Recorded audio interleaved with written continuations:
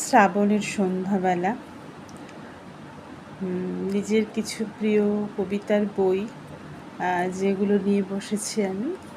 মানে এই কবিতাটা তো পড়তে ভীষণ ভালোবাসি আমি। ছোটোবেলায় যেটা আমার মানে নিত্য সঙ্গী ছিল, প্র্যাকটিসও করতাম।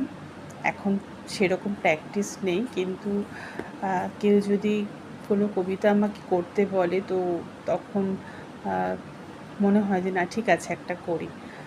আর মাঝে মাঝেই মনে হয় যে ওগুলো নিয়ে একটুখানি নাড়াচাড়া করি, ভালো লাগে।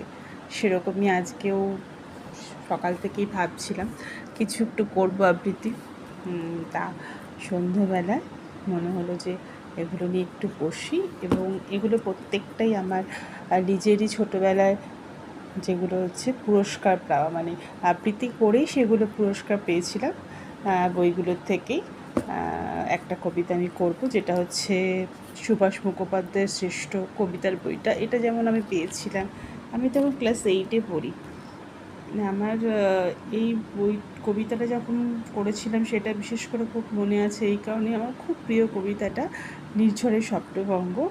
এটা হচ্ছে রবীন্দ্রনাথ ঠাকুরের কবিতাটা। কম্পিটিশানেও আমি নির্ঝরের স্বপ্নভঙ্গ করেছিলাম, এবং যখন প্রোগ্রামটা হয়েছিল, মানে পুরস্কার বিতরণী অনুষ্ঠানটা পরে ছিল, কিছুদিন পরে, আমাকে কিন্তু তখন সবাই আবার বলেছিল কবিতাটাতে করতে।